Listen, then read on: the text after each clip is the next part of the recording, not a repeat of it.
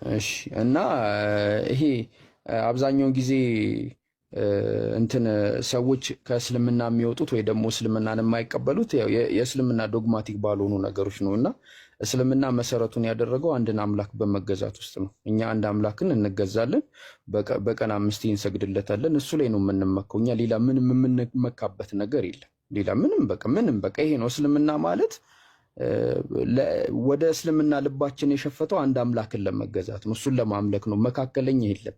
እንዲህ በመንፈስ የሚገለጥልሽ አሪፍ እኮ ነው ሲሳይ ነው ምናምን የምትባየውም ነገር የለም። ግልጽና ክሊር የሆነ ነገር ነው ያለውና እሱን ለሱ ነው በቃ እንትን ያለው የሰለም ነውና እኔ እንደምታውቀው 4 ሚስት ለማግባት አልሰለምኩም። እሱ አይደለም የሚያሰልመን ትልቅ ሌላ ነገር አለ። በጣም ትልቅ ማለት ነው። እሱ ደግሞ ምንድነው? ሰማይን ምድርን የፈጠረ የዓለማቱን ጌታ እሱን ለመገዛት ነው። እና አንድ ሀቅ አምጪ፣ አንድ ከዚህ የሚበልጥ ሀቅ ማለት ነው። ከዚህ የሚበልጥ ሀቅ አንድ አምጪ፣ አንድ አምላክን በሀቅ በእውነት ማምለክ፣ እሱን መገዛት፣ እሱን መታዘዝ፣ የእሱ አገልጋይ መሆን። ከዚህ የሚበልጥ ሀቅ አምጪ። ምድር ሂጂ፣ ሰማይ ሂጂ፣ የትም ሂጂ፣ አንድን አምላክ ከመገዛት በላይ የሚመጣ ሀቅ የለም ምንም ማለት ነው። ገባሻ? እና በሀቅ በዚህ እንበልጣለን፣ እኛ በዚህ እንሻላለን። በዚህ ደግሞ በጣም ፕራውድ ነን ማለት ነውና ሁሉንም ነገር ትተን እየተጎዳን ደስተኛ የምንሆነው አምላክን ስለያዝን ነው። በቃ ይሄ ነው እስልምና ማለት፣ ሌላ ምንም ነገር የለም። ከዛ ደግሞ ከዚህ ሲወርድ ደግሞ ይህንን አምላክ እንድንረዳ በዘመናት ውስጥ አቆይተው ለኛ ያስረከቡን ደግሞ ነቢያቶች አሉ። ይህንን ሀቅ ማለት ነው። እና ነብዩ መሐመድ ይህንን ሀቅ ዋጋ ከፍሎ ነው። ልክ እንደኔና እንዳንቺ እንደፈለጉ እየኖሩ አልነበር። ገባሽ አይደለም? ይህንን ሀቅ ለኛ ለማስተላለፍ ለኛ ለማወራስ ዋጋ ከፍሏል። ተሰድበዋል፣ ተመተዋል። ሰዎች የሚወዷቸው ቤተሰቦቻቸው ተገሎባቸዋል። እዚህ ዘመን ላይ እንኳን ሞቶ እሳቸው ስቲል ነው ይላገጥባቸዋል። እንዴ ምን ነው በቀረብኝ፣ ኧረ እኔ ጦሴን ማለትም ይችላሉ እኮ አይሸደለ። ይሄ ሁላ ነገር ግን እንትን ያላቸው ይህንን ሀቅ በቃ ይችን ሀቅ ለኛ ለማስተላለፍ ነው እንጂ የተለየ ነገር አግኝቶ አይደለም። ከዛ ሶስተኛው ነገር ደግሞ እኛና እኔ ከናንተ ጋር አንቺ ከሰዎች ጋር ባለሽ መስተጋብር ያለው ህግጋት ነው። ገባሽ አይደለ? ያንን ህግጋት ስታዩ ደግሞ እስልምና በጣም ሰፊ የሆነ ነው። አዲስ ሚውት አድርጊሽ ሚውት አላደረግሽም እና ሰፊ የሆነ ነገር ነው ያለው። ግን የመጀመሪያውን ነገር አስቀድሚ በይ። አላህ እርሱ አንድ ነው፣ ከእርሱ በቀር ሌላ አምላክ የለም። እርሱ አይወልድም አይዋለድም።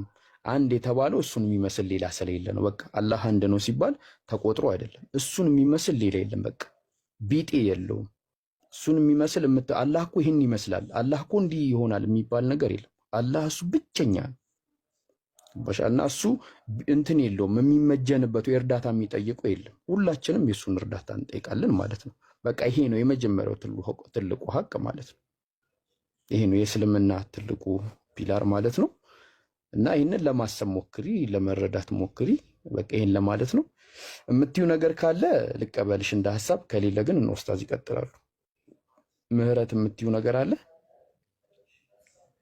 ዳዊር አመሰግናለሁ። እኔ የምለው ነገር የለኝም። ያው እኔ አላህ አንድ እንደሆነ አውቃለሁ። አላህ አይወልድም አይወለድም፣ ለሱ ቢጤም የለው አውቃለሁ። እኔ አስተምሮቱ ሳይሆን የጠየቅኩ አላህ አንድ እንደሆነ አውቃለሁ። የነብዩ መሐመድም የአላህ መልእክተኛ እና ባሪያ እንደሆነ አውቃለሁ።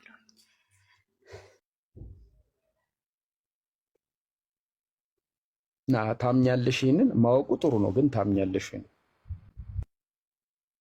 አዎ አምናለሁ እኮ። ታዲያ የምታምኝ ከሆነ ታዲያ ለመስለም ምንድን ነው ያዘሽ?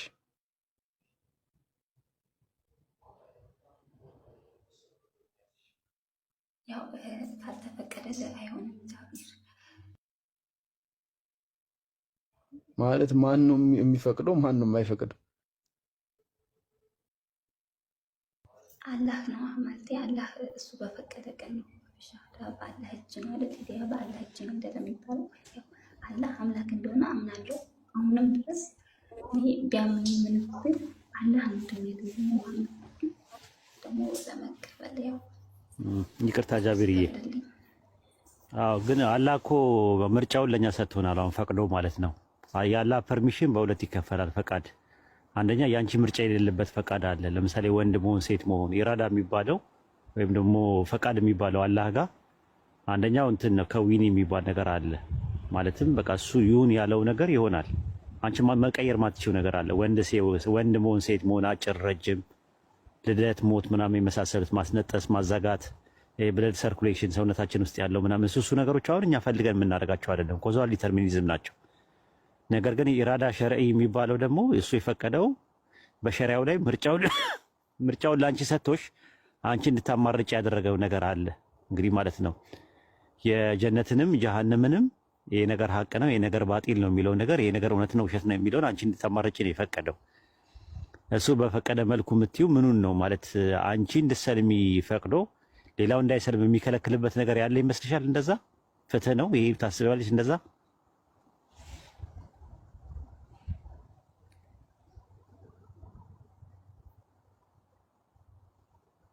ታስቢያለሽ ምህረት? አዎ እንደዛ አይደለም። ለዛ ነው ትምህርታችን እንደዛ አይደለም። አላህ ከፈቀደና ከከለከለ የሚባለው ነገር ላንቺ ፈቅዶ ለሌላው የሚከለክልበት ላንቺ ከልክሎ ደግሞ ለኛ የሚፈቅድበት ነገር ሳይሆን አላህ ጥሪ አቅርቧል፣ መልእክተኛ ልኳል። መቀበል ያለ መቀበል፣ ማስተባበል፣ እምቢ ማለት፣ እሺ ማለት፣ መታዘዝ፣ ማመጽ፣ ማመን፣ መክዳት የሚባለው ነገር በሰው ልጆች ምርጫቸው ድርሻ እንዲኖራቸው ፈቅዷል። ያንን ምርጫውን መጠቀም ያንቺ ፋንታ ነው። አላህ ከፈቀደ የሚባለው ነገር ፈቅዷል። አጠቃላይ የአላህ ፈቃድ ውስጥ ፐርሚሽን ውስጥ ነው ያለው። በዓለም ላይ የሚከናወኑት ኸይርም ሆነ ሸር አላህ ፈቅዶ ነው የሚከናወኑት። እንደዛ ብለን ነው የምናምነው። እንደዛማ ካልሆነ ፍሪ ዊል የሚባለው ነገር ሚናው ምንድን ነው? ነፃ ፈቃድ የሚባለው መሸያ የሚባለው ነገር ምርጫው ምኑ ላይ ነው? ሰው ነፃ ከእንስሳ በተለየ መልኩ ራይት እና ሮንጉን መልካምና ክፉን የማማረጥ ምርጫ አለው የሚባለው ለምንድን ነው ታዲያ? እንደዛ ካልሆነ እስቲ ይሄን ነገር ቆም ብለሽ አስቢበት። እሺ ጃቢር ይቀጥል።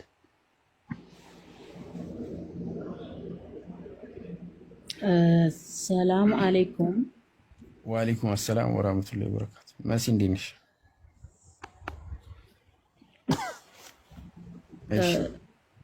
ማለት ለልጅቱ ትንሽ ሀሳብ ለማለት ፈልጌ ነው። ምናልባት ቅር ካላላችሁ ማለት ነው። እንዳይበዛባት መስይ ለአይበዛባት ትንሽ ነው የምናገረው። ምናልባት አላህ ሲፈቅድ ነው ያለችው። ብዙ ጊዜ እንደሚታወቀው ሶሻል ሚዲያ ላይ በእስልምና ላይ ሰፊ ጥላቻ ሲነዛ ስለነበረ እውነቱን እንኳን እያወቀው ውስጥ ላይ ነፍስ እያለች እንዴት ሰልማለሁ፣ እንዴት ይሄንን ነብይ ይቀበላለሁ፣ እንዴት ይሄንን የሙስሊሞችን አምላክ እንትን እላለሁ የሚል ውስጣቸው ላይ የሚጎተጉት ነገር አለ። ኦኬ። እና ቀስ በቀስ ከራሷ ጋር ትነጋገር። እንደውም ራሷ ወስና ስትመጣ ነው ከህይወቷ የሆነ ነገር ጥፍት ወይ ሙጥት እንዲልላት ብቻዋን ስትነጋገር ነው። ኦኬ። በተደጋጋሚ ሰው ጋር የምታወራ ከሆነ ከራሷ ጋር የምትነጋገርበት ጊዜ የለምና አንተ እንዳልከው ወሬ ባናበዛባት ራሷ ጋር እንድትነጋገር ነፍስየዋ እስልምናን ለመቀበል የከለከለችባትን ነጥብ ትፈልግ እሷው ራሷ። ተግባብተናል እንጂ እንዲህ ነው እንዴት እንዲትሆኛልሽ ካልናት ጥሩ አይደለም። እኔ አሁን በህይወቴ እኔ ንጽጽር ላይ ስሰራ ራሴ ጋር ተነጋግሬ ነው የንጽጽሩ ነገር የገባኝ እንጂ ሰው ስለጎተጎተኝ ይሄን አንብብ ይሄን አድርጊ ስላለኝ አይደለም። ቆይ ለምንድን ነው እኔ የማነጻጽረው የሚል ራሴ ጠይቄ ነው። በነገራችን ላይ እንደውም አንድ ጊዜ አስታውሳለሁ ብዙ ጊዜ ፌስቡክ ላይ ይጻፍኩኝ ፌስቡክ ሲዘጋ ወደ 6 ወር አካባቢ ከፌስቡክም ከምንም መርአኩኝ። ቆይ እስከዛሬ ግን ፌስቡክ ላይ ስጽፍ የነበረው ምን እያደረኩ ነው? የምሰራው ነገር ገብቶኛል? ይሄን ማድረገው ምን ማለት ነው ብዬ ከራሴ ጋር ጠየቁኝ። ስለዚህ እኔ ምህረትዬ ሙስሊም እንዳልሆን ያደረገኝ ምንድነው? ለምንድን ነው ይሄ ትክክል ነው ካልኩኝ እንዳልቀበል ያደረገኝ ምንድነው የሚለውን ከራስሽ ጋር ጥያቄና መልስ ጠያቂ ራስሽ ነው የሚመልስልሽ። በነገራችን ላይ ንጹህ ህሊና ካለሽ ጥያቄም ይጠይቃል ራሱ ይመልሳል። መላሽና ጥያቄ ነው የምትሆኑት። ይህን ይመስላል። ቴንኪው። ቀጥሉ። በቃ ለራሷ ጊዜ ትስጥ። አዲስ ነገር ካለ ትቀመጥና ተስማ። በቃ የምትወስነው ነገር ካለ ወይ የምትጠይቀው ጥያቄ ካለ ጠይቀ። ኡስታዝ ከቤሪያ ጋር ቀጥሉ እንስማ። ምህረት ልታወሪኝ ከፈለግሽን በውስጥ ልታወሪኝ ትችያለሽ። እሺ። አዎ ያልጨረሰችው ነገር ካለ ጋር ትጨርስ። እኛ ያው ሀሳብ ነው የሰጠናት፣ ሪሳላውን ነው ያደረስነው። ስለዚህ የሚበጀውን ከሚፋጀው ከለየ ሰው ጋር ጊዜ ማቃጠል የለብንም። እሷ ካላ ጋር መጨረስ አለባት ራሱ ማለት ነው። ሁጃ ቆሞባታል። ከዚህ በኋላ ሪሳላው ደርሷታል፣ መልእክቱ ደርሷታል። እንግዲህ በእሷና በጌታዋ መካከል ያላለቀ ነገር ሊኖር ይችላል። እንግዲህ እኛ የምናየው ውጪውን ነው፣ ዛሂሩን ነው የምናየው። ነገር ግን የትኛው ልብ የለሰለሰ ነው የትኛው ሸካራ ነው የሚለው አላህ ነው የሚያውቀው። እና ኢንሻአላህ ዱዓ አድርጉላት ሁላችሁም። ኢንሻአላህ ይሄ ነው ትልቁ ነገር ማለት ነው። ቤሪያ ሰላም ብያለሁ በድጋሚ። እንዴት ነህ? አላህ ይመስገን። አሚን አሚን። እስቲ ስለ አላህ አንዳንድ ነገር ንገረኝ። የአምላክ የተጸውዖ ስም ማን ነው?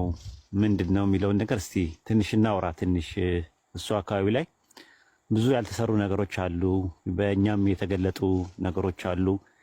የጋራ መግባባት ሱረቱ አለ ኢምራን ምዕራፍ 3 ቁጥር 64 ላይ እናንተ የመጽሐፉ ሰዎች ሆይ በእኛና በእናንተ የጋራ ወደ ሆነው ቃል ኑ ይላል። እና የጋራ የሆነ ነገር አለ ከመጽሐፉ ሰዎች ጋር ብሎ ነው ቁርአን የሚያስቀምጠው። የጋራ ከሆኑት ነገር መካከል የአምላክ ስም በሚባለው ነገር ላይ ነው። እና የአምላክ የተጸውዖ ስም ማን ነው ብለን ነው የምታምነው? እኔ እንግዲህ የአምላክ የተጸውዖ ስም ወይንም መጠሪያ ስሙ ማን ነው የሚለውን ስፈትሽ አምላክ እንግዲህ ከቋንቋ በፊት የነበረ ነው። ከቋንቋ በፊት ምንነትና ማንነት ከፍጥረት በፊት ያለ በመሆኑ ከፍጥረት በፊት መጠሪያ አለው ብዬ አምናለሁ። ያ መጠሪያው ደግሞ በምድራዊ ቋንቋና ቃላት የሚወሰን ምንጩ ምድራዊ ቋንቋ ነው ብዬ አልረዳም ወይድዬ። እና ታዲያ ይሄንን ካልተረዳ ማን ነው ብለህ ነው የምትረዳው ከሆነ ቅዱሳት መጽሐፍት በጥቅል ደግሞ መጽሐፍ ቅዱስ ተብለው በሚጠሩት መካከል ዘጸአት መጽሐፍ ምዕራፍ 6 ቁጥር 3 ላይ ከሰማይ በመጣ ድምጽ በዕብራይስጥ ቋንቋ በተጻፈው መጽሐፍ ላይ ስሙን የሆዋ ወይንም ድምጸቱ ሊለያይ ይችላል ያህዌ ሆኖ እናገኘዋለን። ይሄ መጠሪያ ስሙ ነው። እንደዛ ነው የምንረዳው። ኦኬ ጥሩ። ዘፍጥረት 4:1 ላይ ሔዋን ወንድ ልጅን ከማን አግኝቻለሁ አለች? እንግዲህ እሷን ሳስቀምጥልህ የዘፍጥረት ማን ነው ጸሐፊው? ሙሴ አይደለ? ሙሴ ይሄንን መረጃ ሙሴ አይደለም የጻፈው። እሱን አሁን እንመጣበታለን። ሙሴ አይደለም የጻፈው። ከባቢሎን ምርኮ በኋላ ያለው ሰው ሲጽፍ ዘፍጥረት 4:1 ላይ ወንድ ልጅን ከያህዌ አግኝቻለሁ ከዮዴሄ ቫቭሄ አግኝቻለሁ ስትል ሔዋን ወንድ ልጅን እንደዛ ብላለች ወይ? ዮዴሄ ቫቭሄ ብላ ተጠቅማለች ወይ? እሷ በቃሏ አልተጠቀመችም። ጸሐፊው ካለው የእግዚአብሔርን ስም ካለው መጠሪያ አንጻር ተጠቀመ እንጂ። ስለዚህ ልክ አይደለም ማለት ነው። ሔዋን እንደዛ በላ ካልተጠቀመች ሔዋን እንደተጠቀመች አድርጎ ማስገባቱ ስርዋጽ አይሆንም። አሁን እሱ ጋር ያጻጻፍ ሁኔታ ነው።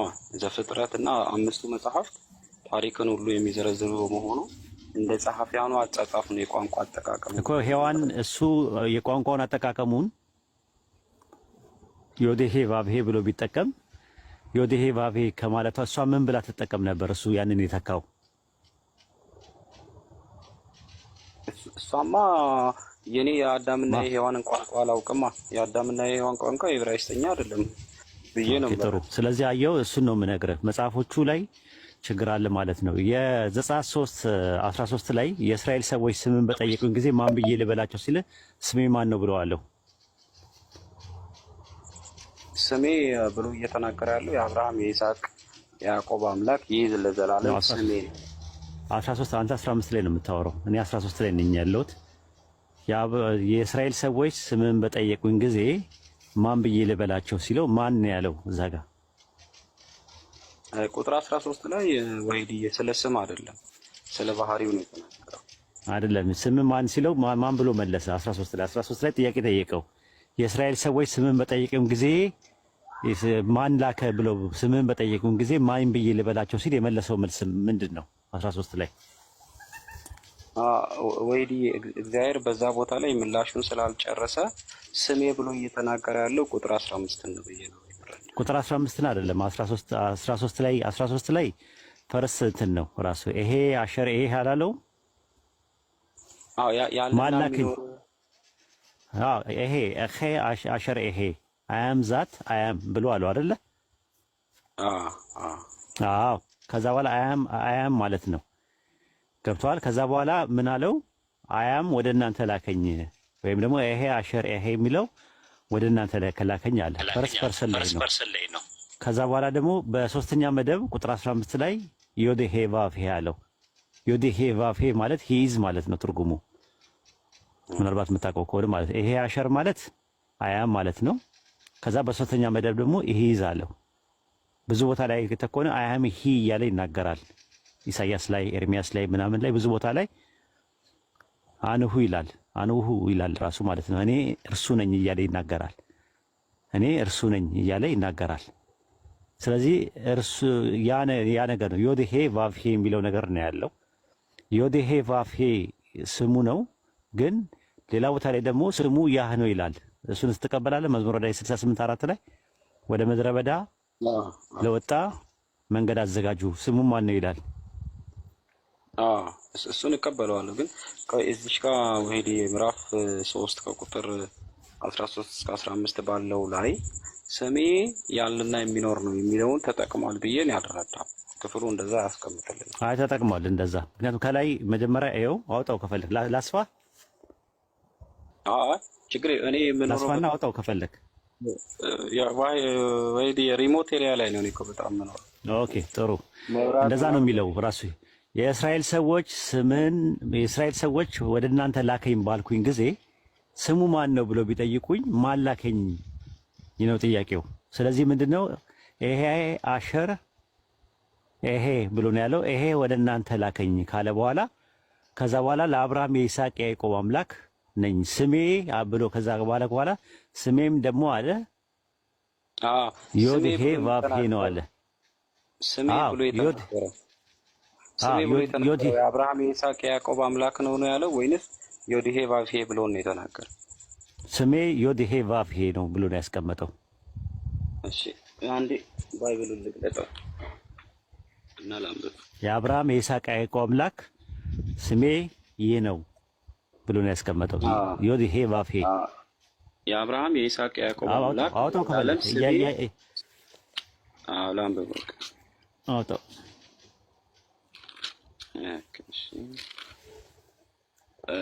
እንዲህ ይላል ወሄዲ ላምበው። ሙሴም እግዚአብሔርን እነሆ እኔ ወደ እስራኤል ልጆች በመጣሁ ጊዜ የአባቶቻቸው አምላክ ወደ እናንተ ላኩኝ ባሉኝ ጊዜ ስሙ ማን ነው ባሉኝ ጊዜ ምን እላቸዋለሁ አለው። የቁጥር 13 ሐሳቡ። ከዛ ቁጥር 14 ላይ እግዚአብሔር ሲመልስ እንደዚህ ይላል፣ እግዚአብሔርም ሙሴን ያለና የሚኖር እኔ ነኝ አለው። ስለ ባህሪው ነው፣ ስለ ስሙ አይደለም። ቀጥሎ ስለ ባህሪ አይደለም፣ ቆይ እነግርሃለሁ። እሺ እንዲህ ለእስራኤል ልጆች ያለና የሚኖር ወደ እናንተ ላከኝ ትላለህ አለው። እግዚአብሔርም ደግሞ ሙሴን አለው ለእስራኤል ልጆች እንዲህ ትላለህ፣ የአባቶቻችሁ አምላክ የአብርሃም አምላክ የይስሐቅ አምላክ የያዕቆብ አምላክ እግዚአብሔር ወደ እናንተ ላከኝ፣ ይህ ለዘላለም ስሜ ነው። ስሙ ብሎ እየተናገረ ያለው የአብርሃም የይስሐቅ የያዕቆብ አምላክ የሚለውን እንጂ ዮዴሄ ቫፌ የሚለውን አይደለም። ነው ዮዴሄ ቫፌ የሚለው ነው። እሱን ነው ይህ ነው የሚለው። ይህ የሚለው በነጠላ ነው የመጣው። አንደኛ ነገር ይህ ማለት ይህ የዘላለሙ ስሜ ነው ሲል ይህ ብሎ እያለ ያለው ዮዴሄ ቫፌ ነው። ኦሪት ዘጸአት ምዕራፍ 15 ቁጥር 3 ላይ ዮዴሄ ዋውሄ ተዋጊ ነው ስሙ ማን ነው አለ። ዘጸአት እሳኛው ላይ ክፍል ላይ ሳንሆይ እዚህ ጋር ይህ ብሎ ሪፈር እያደረገ ያለው የአብርሃም የይስሐቅ የያዕቆብ አምላክ የሚለውን ነው ወይድ።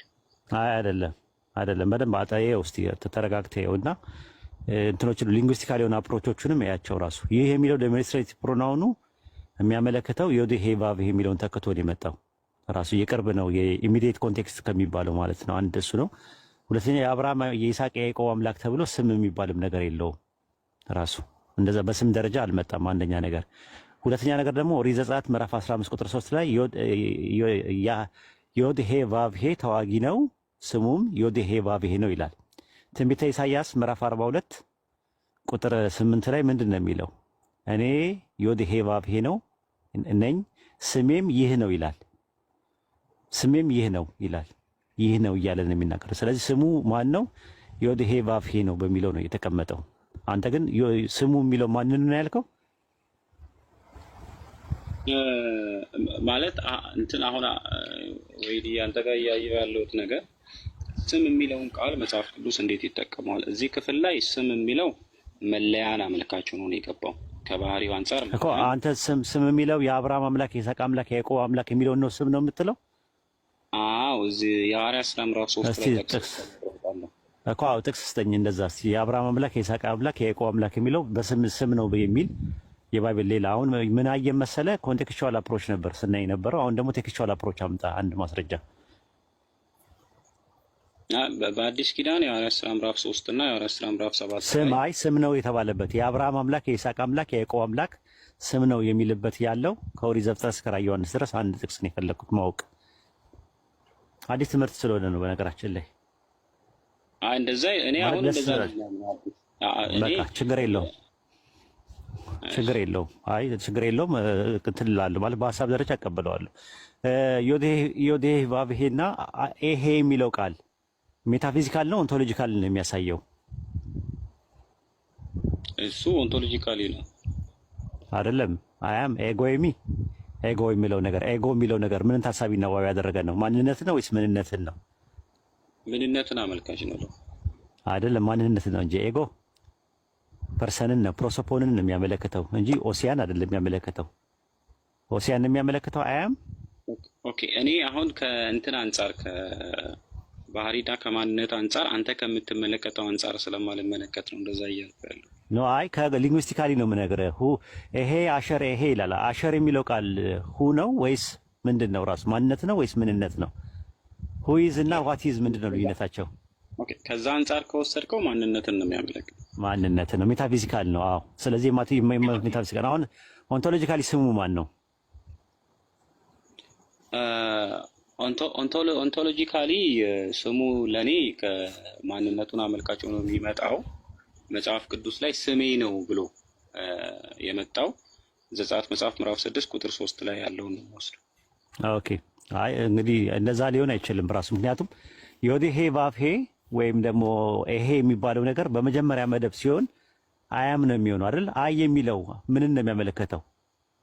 ይሄ አና የሚባለው ቃል አና የሚለው አንሁ ማንነቱ ወይ አረ ማንነትን ነው አና የሚለው ያው ማንነትና እኔነት እኔ አንድ ላይ ስለምወስድ አይ ምንነትን እያልክ ነው። ምንነት እያልክ ስለመሰለኝ ነው። እሺ ዮዴሄ ቫፌ ሂዝ ማለት ነው አይደለ? ያህዋ ማለት ነው አይደል? ያህዋ ማለት ሆ ማለት ከባይብል አንፃር ስሙ የሆዋ ወይንም ያህዌ የሆነ እንዳለ ይሄ ስም እኮ ሜታፊዚካል ነው። አሁን ሜታፊዚካል ነው ማለት እኔነቱን ነው የሚያመለክተው። እሱስ ያስማማኛል። ማንነቱን ነው የሚያመለክተው፣ ያስማማናል። እንትን ለማድረግ አጠር ለማድረግ ወይ አንተ ብል ልታሳየኝ ነው የፈጣሪ ስም ማን ነው? ላሳየህ እኮ ነው እኮ ላመጣልህ ነው። አሁን መጀመሪያ በዮዴሄ ቫፌ የሚባለው የማንነት ስሙ ነው። የምንነት ስም አለው ራሱ። አሁን ለምሳሌ አዳምን ታስታውሰዋለህ አይደል? የመጀመሪያው ሰው ነው አይደለ? በምድር ላይ ስንት ሰው አለ? ከባህሪ አንፃር አንድ፣ ከማንነት አንፃር አሁን ስንት ሰው አለ? ስለ ማንነት ነው የምነግርህ። ስንት ሰው አለ? አንተም ሰው ነህ። እዚህ ግሩፕ ውስጥ አሁን ስንት ሰው አለ? አዎ። ስለዚህ እንትን አለ። ሁላችንም ስንት አዳም አለ? በአጠቃላይ ብዙ አዳም አለ። ብዙ አዳም አለ። ተመልከት እንግዲህ አየው።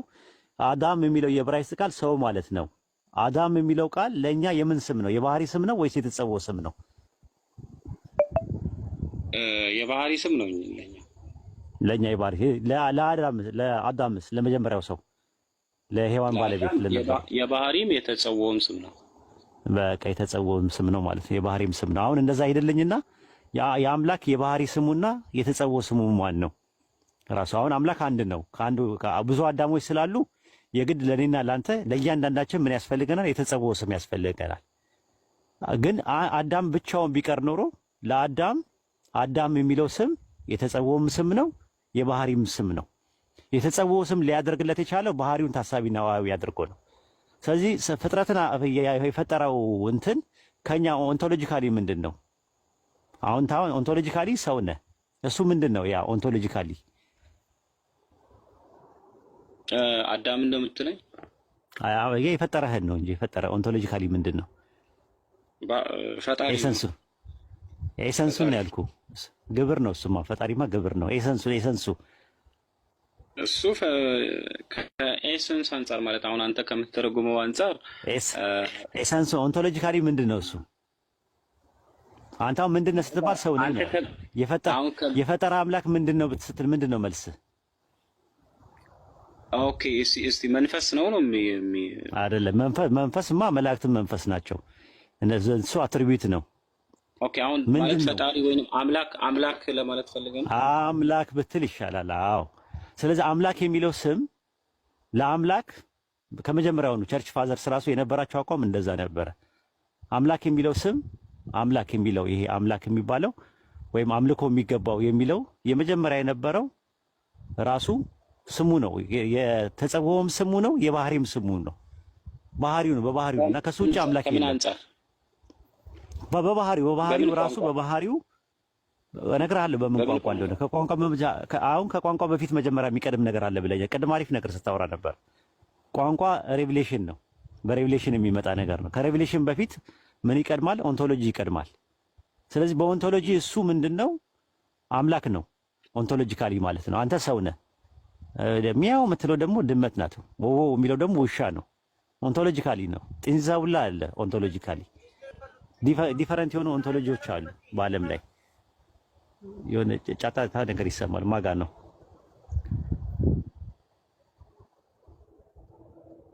እኔ ጋር አይደለም። ኦኬ፣ የሆነ የሚሰማ ነገር አለ። ስለዚህ የሚረብሽ ነገር አንዴ እንትን በሉና እያወራን ስለሆነ በተሻለ አቅም ማለት ነውና ምንድነው ያ ነገር? ያ ምንድነው? ኦንቶሎጂካሊ አምላክ ነው። የፈጠረህ ምንድነው ስትባል አምላክ ነው። ዘጸአት ማነው ሆሴ 11:9 ላይ እኔ አምላክ እንጂ ሰው አይደለሁም አለ። ስለዚህ ይሄ አምላክ የሚባለው የተጸውዖ ልክ እንደ አደም ነው። አዳም የመጀመሪያው ሰው ሲሆን ሐዋርያ ሥራ ምዕራፍ 17 ላይ ቁጥር 25 ላይ ምንድነው የሚለው? እየመረመሩት ያገኙት እንደሆነ የሰውን ወገኖች ሁሉ ከስንት ፈጠረ ይላል? ከአንድ ፈጠረ። አንድ የተባለው ማን ነው? አዳም። ተመልከት፣ መርምረው እንዲያገኙት አለ። ስለዚህ አዳም ጋር ሄጄ ስመለከተው አዳም አንድ ነበረ መጀመሪያ። ስሙም አንድ ነው የነበረው። አዳም የሚባል ስም አለው። አዳም የሚባለው ስም ለአዳም የባህሪ ስሙም ነው፣ የተጸውዖም ስሙ ነው። ከዛ ሔዋን ስትመጣ ግን አዳም የሚለው ለሔዋን የባህሪዋ ስሟ ነው፣ ግን የተጸውዖ ስም ደግሞ ሔዋን ተባለች። ስለዚህ እያንዳንዳችን ምን አለን? ስም አለን፣ ብዙ ስለሆንም ማለት ነው። አዳም ግን አዳም ሆኖ ቢቀር ለአዳም የተጸውዖ ስሙም የባህሪ ስሙም አዳም ነበረ። ስለዚህ አሁን ምን የምናደርገው? አምላክ አንድ ከሆነ ይሄ አንድ አምላክ ካለ ይሄ አንድ አምላክ የሚለው የመጀመሪያ የነበረው በኦሪጂናል እንትን ከሱ ውጭ አምላክ ከሌለ እሱ አምላክ የሚለው አጠራር አንድ ነው። አንድ ከሆነ አንድ ስም ነው ያለው። እሱ የተጸውዖ ስም አለው፣ የባህሪም ስሙ ነው፣ የኤሰንሱም ስም ነው፣ ኦንቶሎጂካሊ ስሙም ነው። ስለዚህ እኛ ሙስሊሞች የምንለው ምንድነው? አላህ የሚለው ስም ለአላህ የተጸውዖ ስምም ነው፣ የዛቱም ስም ነው፣ ኢስሙል ዛትም ነው፣ ኢስሙል ዓለምም ነው ብለን ነው የምናምነው። የተጸውዖ ስምም ነው። ከቋንቋ አንጻር ነው ሬቪሌሽናችን። እኛ በቁርአን ነው በኢስላም አስተምሮት እንደዛ ነው። አሁን ወደ ቋንቋ እንመጣለን በኋላ ላይ። በሬቪሌሽን የመጣው ነገር ቁርአን ላይ በመጣው ነገር አላህ የሚለው ስም የተጸውዖ ስሙም ነው የሱ። የኦንቶሎጂካሊ ደግሞ የባህሪ ኢስሙል ዛት እንለዋለን። ኢስሙል ዓለም ነው ራሱ። አላህ ማለት ምን ማለት ነው? ከባህሪ አንፃር አምልኮ የሚገባው ማለት ነው። የስሙ ትርጉም ከሆነ ሊንጉስቲካሊ ማለት ነው። ነገር ግን እሱ ምን ሊንጉስቲካሊ ማለት ነው የሴሜቲክ ባክግራውንድ ውስጥ የነበረ ሊንጉስቲኩ ሴሜቲክ ባክግራውንድ ውስጥ ሴሜቲክ ባክግራውንድ ነው ስለ ፈጣሪ የምትነግረኝ ማለት ነው። አዎ አሁን ወደዛ ስንመጣ ነቢያቶች፣ ጥንት የነበሩ ነቢያቶች ዲቫይን ሬቪሌሽኑ የሚመጣላቸው በምን ቋንቋ ነበር? በሁሉም ቋንቋ ኖ ዲቫይን ሬቪሌሽን ነው ጥንት የነበሩት ነው የምነግርህ። ጥንት የነበሩት መጀመሪያ ለምሳሌ ነው የእስራኤልን ወሰን ስለምከተል በሁሉም ከእስራኤል በፊት የነበሩ ነቢያቶች ነበሩ እኮ አይደል እንዴ? ሄኖክ ነበር። አሁን ለምሳሌ ኖህ ነበረ። እነሱ አረማይስጥ ነው የሚጠቀሙት የነበረው። የመጀመሪያ ቋንቋ አርኪኦሎጂካሊ አረማይስጥ ነው ታውቃለህ። ሴሜቲክ ፕሮቶሴሜቲክ የሚባለው ፕሮቶሴሜቲክ ማን ነው የሚጠቀሙት? አረማይክ ነው። አዎ ፕሮቶሴሜቲክ የመጀመሪያ ፕሮቶሴሜቲክ ማን ነው በዓለም ላይ? ፕሮቶሴሜቲክ ማለት በአርኪኦሎጂ የተገኘው ማን ነው? ከሴማውያን የቋንቋ ነገር አንጻር አረማይክ ነው የሚባለው። አረማይስጥ ነው። አዎ ሲራኪኛ ይባላል። የመጀመሪያው ቋንቋ በምድር ላይ የነበረው ማለት ነው። በዛ ቋንቋ ኢየሱስ ሲጠቀምበት የነበረው ቋንቋ ነው። ሐዋርያቶቹም የገሊላ ሰዎች ነው ሲጠቀሙበት የነበረው ቋንቋ ነው። አሁን ከአብርሃም በኋላ የመጣው ዕብራይስጥ የሚባለው ቋንቋ መሰረቱ ዕብራይስጥ፣ አረብኛ፣ ግዕዝ የሚባለው ነገር ባክግራውንዱ ሴሜቲክ ባክግራውንድ ውስጥ ነው ያለው። አሁን የእስራኤል ነቢያቶች ሲጠቀሙበት የነበረው ቋንቋ ምን ቋንቋ ነበረ? ዲቫይን ሬቨሌሽን ሲመጣላቸው የነበረው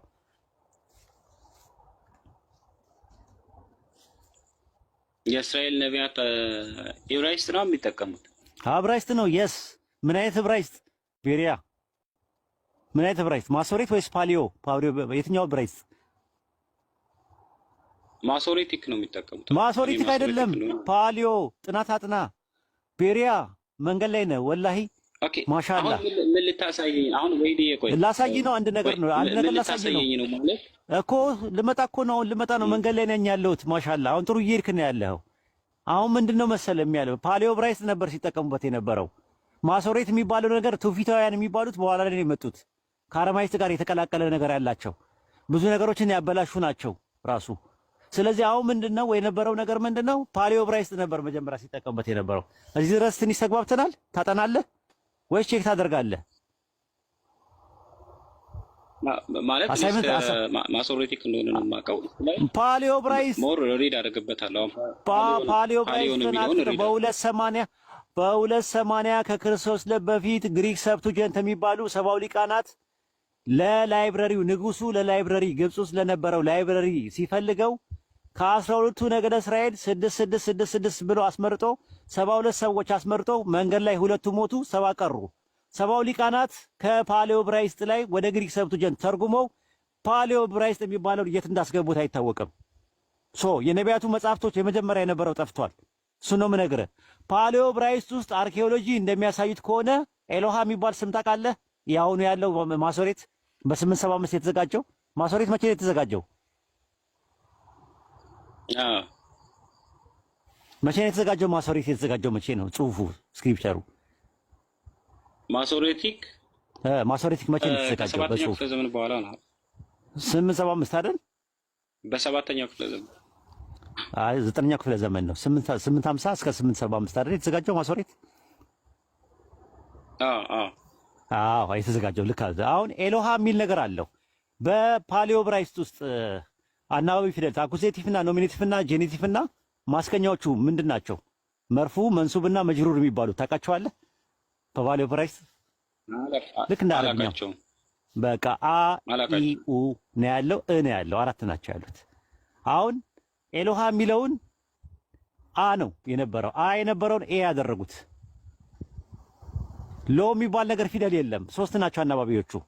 ሀግዝ፣ ውካዬ፣ ሳልስ ምናምን የሚባሉ ባለ 7 አናባቢ የለም በአማርኛ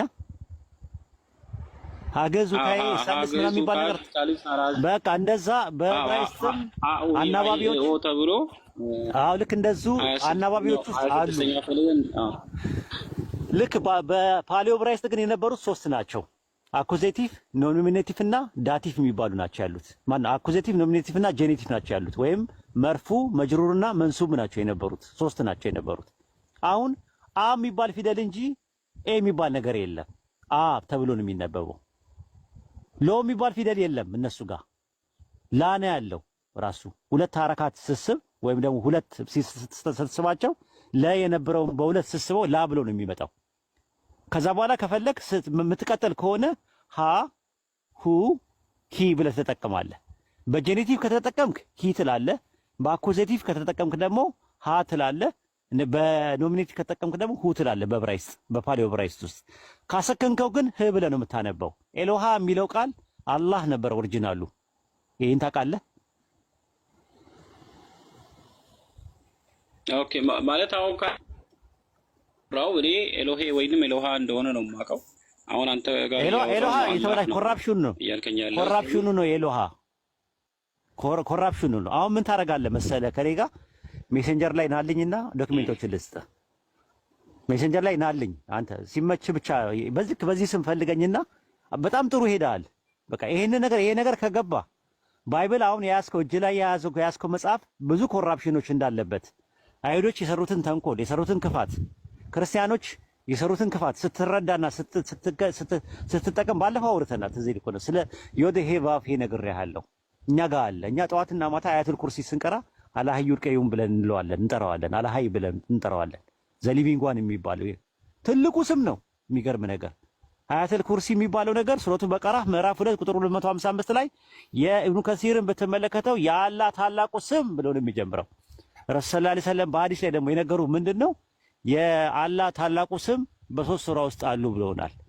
በሱረቱ በቀራ፣ በሱረቱ አሊ ኢምራንና በሱረቱ ጣሃ ብለውናል። ሶስቱም ጋር የምናገኘው ዑለማዎች እስቲንባጥ ሲያደርጉት ፊልተር አውት ሲያደርጉት ያገኙት አልሀይ የሚለውን ታላቁን ስም ነው። ይሄ ትልቅ ስም ነው። አልሀይ ማለት ዘሊቪንጓን ማለት ነው። ያለና የሚኖር የምትለው አንተ ቅድም ያልከው ማለት ዘሃሉ ወሄሉ የሚባለው አያ በሸሪዓ ይባላል በግዕዝ መጽሐፍት ውስጥ ማለት ነው። አዎ እንትን ላይም አለው ዳሴ ማርያም ዘሃሉ ወሄሉ ዘመጻዋዳነን ብሎ ያስቀምጠው።